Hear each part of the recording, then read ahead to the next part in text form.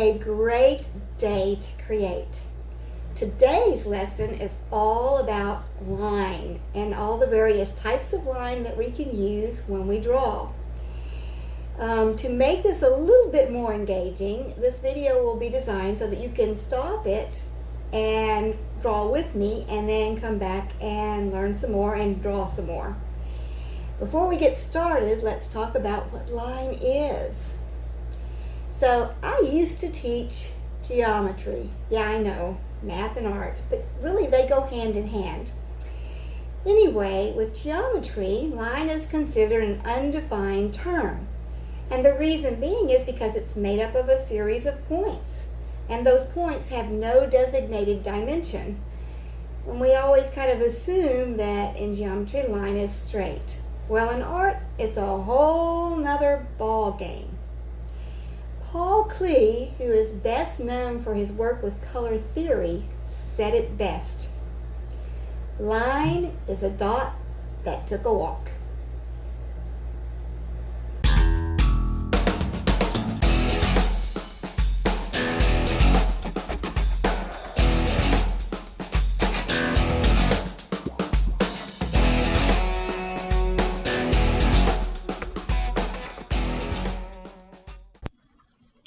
We'll take a look at gesture line first.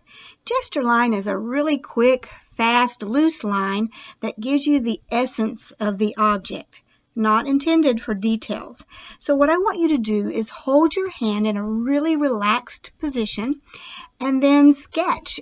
Just sketch really fast, about a 1 minute, maybe 2 minute sketch, and see if you can't capture the essence of your hand.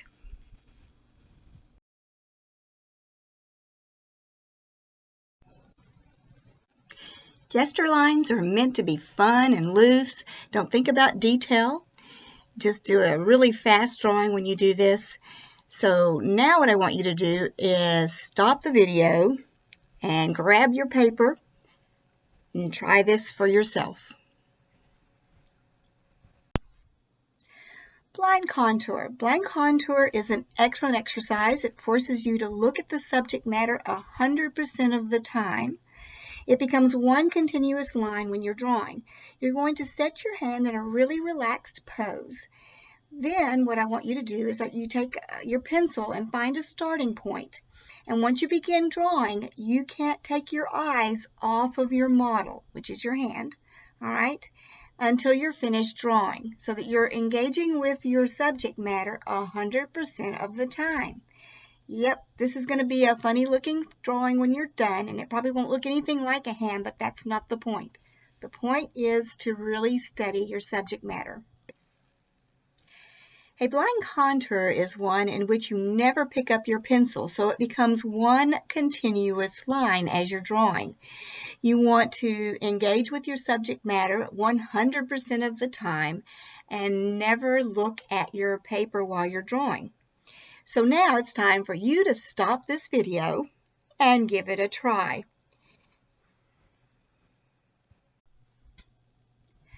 An outline is another excellent exercise.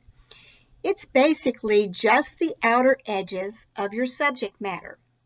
So for this one, you're going to use your hand again, your non-dominant hand, as your model. And you want to let your eyes kind of draw along with you as it explores the outer edge of that object. There should be no lines that cross over each other. Enjoy! Okay, so for the outline exercise, you want to consider this object as if it were in silhouette and draw just the outside edges. So now it's time to stop the video, grab your paper, grab something to look at, whether it's your non-dominant hand or perhaps a chair, and give it a try.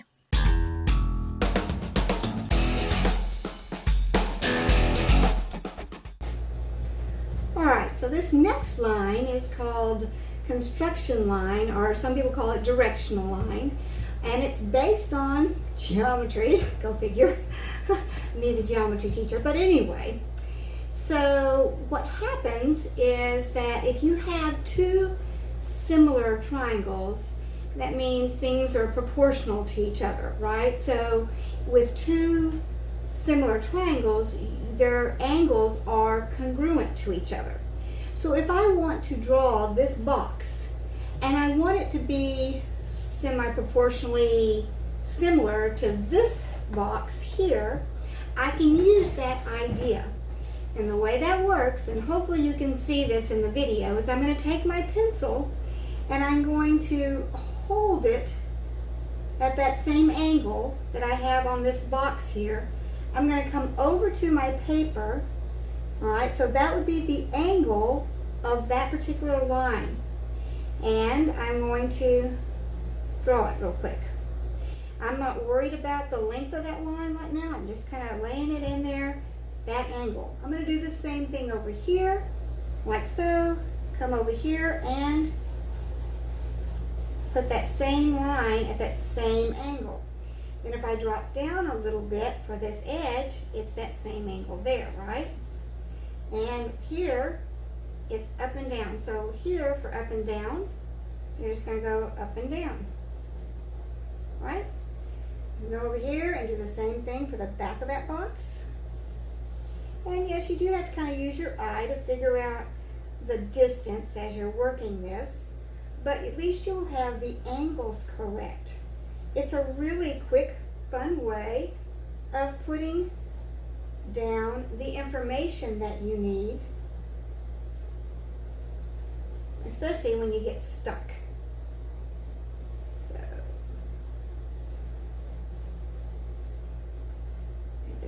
these weird angles. Weird angles are the ones that really you have a difficult time. So like this one here is like so, and if I kind of twist, I'm still holding it at the same angle.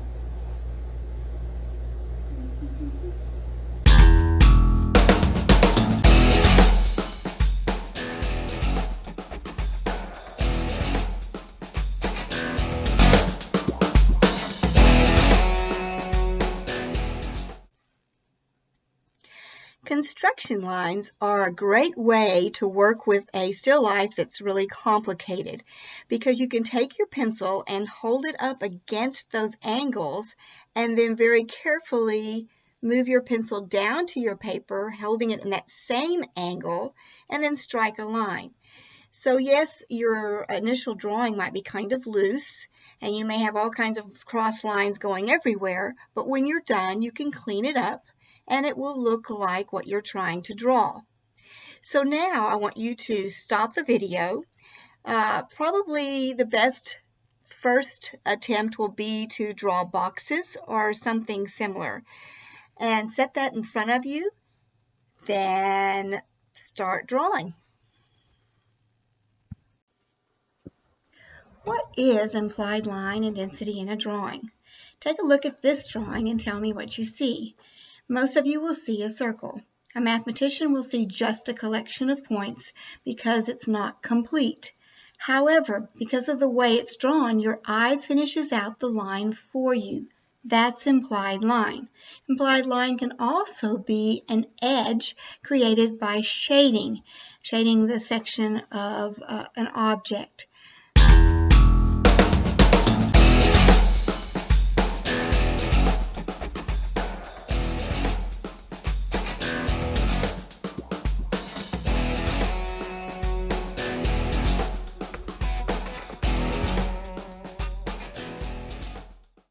Now let's take a look at density. Density is about line weight. You can press down on your pencil and then lift up very gently, and you'll get two different results.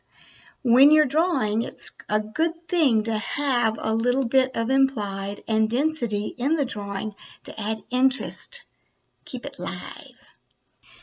Contour line is basically a drawing in which you're trying to make it look like the subject matter. It's not necessarily an exercise because you're actually drawing for real. So in this case, you're looking at all the lines and edges that you can see within that subject matter, and you're drawing them with purpose. In other words, you don't want really sketchy lines when you're doing a nice, good contour line. You want that drawing to be clean and fluid. You want it to use density, which is basically line weight, so that you have thin and thick line. And you might even want to play with some implied line.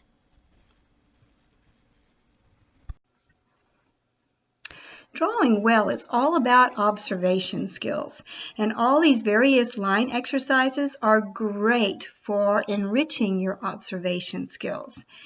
So for contour line drawing, you have already kind of prepared yourself to draw better than you probably would have done had you not done these exercises.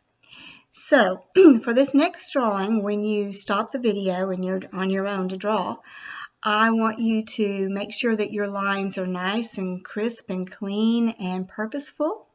You might start with a really light gesture line first that you can then kind of go back over just to kind of set the tone.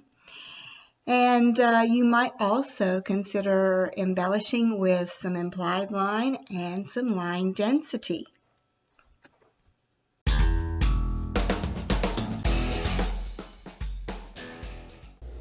Alright, so we're going to get inventive. For enrichment, I think it would be really a fun idea if you chose something off the wall to try and create line. And then you picked a subject matter that would be fun and interesting to draw. Okay? So, just for grins and giggles, a swizzle, I can't even say it, swizzle stick. A swizzle stick, for coffee is great. You can take it and dip it into, some paint, some fluid paint, and make marks and push and pull. I have chosen a very, very thin piece of cardboard and some purple temper paint here and my 1980s vintage Converse for my subject matter. And the cool thing is, again, you can push and pull, so I can use the edge going this way and get some really cool line as I come in and go. And you'll notice that the line weight's going to vary as I play around with this. I can use the fatter edge, like so. So, I don't know if you can see that, but fatter edge, and get a cool look this way. I can kind of push on it. And I'm just letting my eye guide where these lines are going to go. Will it look like a shoe when I'm done? Who knows? But it'll be fun. Here you have it. So that, my friends, brings us into the wonderful world of mark making. Knowing the kinds of lines and how they can help you and guide you in your drawing will lead to some wonderful marks and some interesting investigations. I hope you enjoyed this lesson. Thank you for joining me.